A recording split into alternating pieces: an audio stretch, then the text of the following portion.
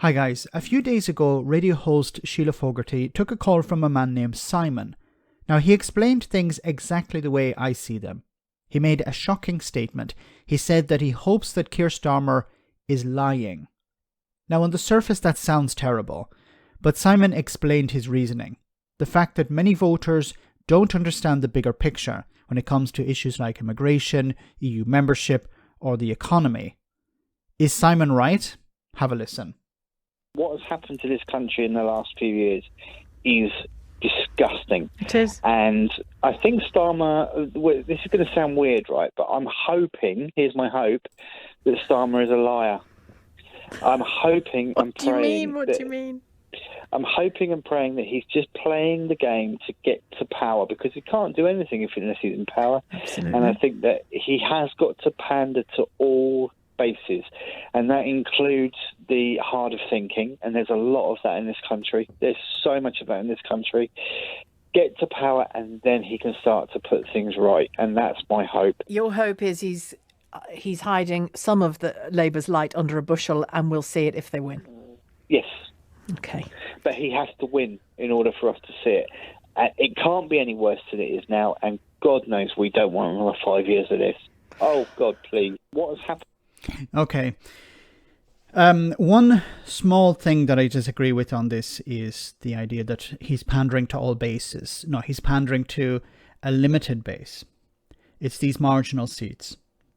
He knows that he needs to win them. And, you know, we've talked about this before. There's probably polling taking place within these marginal seats, internal polling within the Labour Party. And I imagine the Conservatives are doing the same.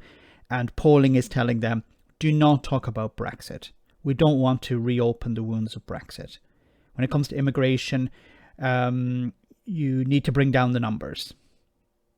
We need to tackle the people smugglers or something like that. Of course, we can't see it because it's internal polling. But the public are on Labour's side at the moment. Now, Starmer is not very popular, but the party is popular. So they must be doing something right.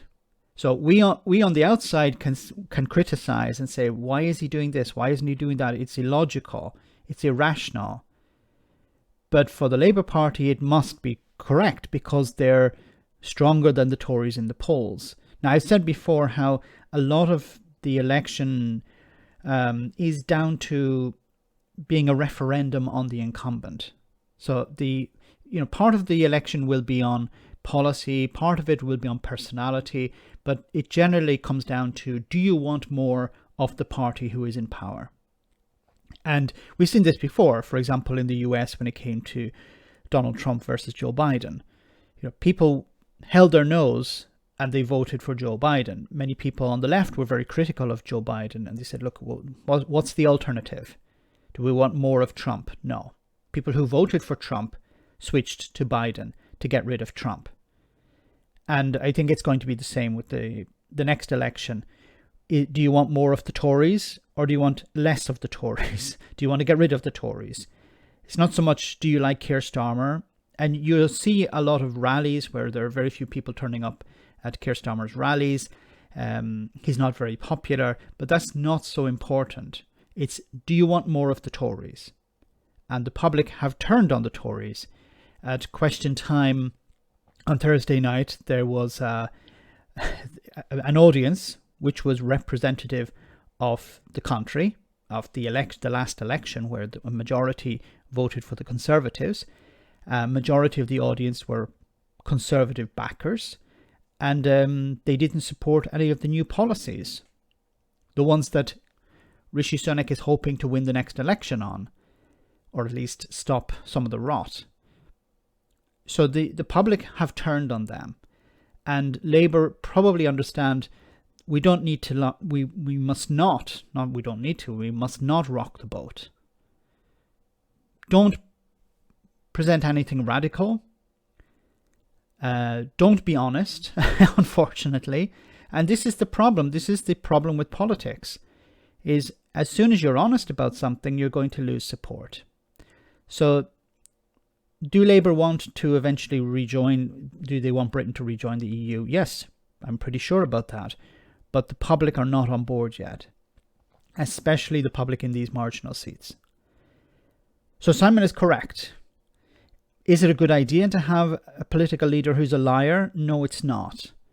But unfortunately, it seems he needs to tell lies in order to win power.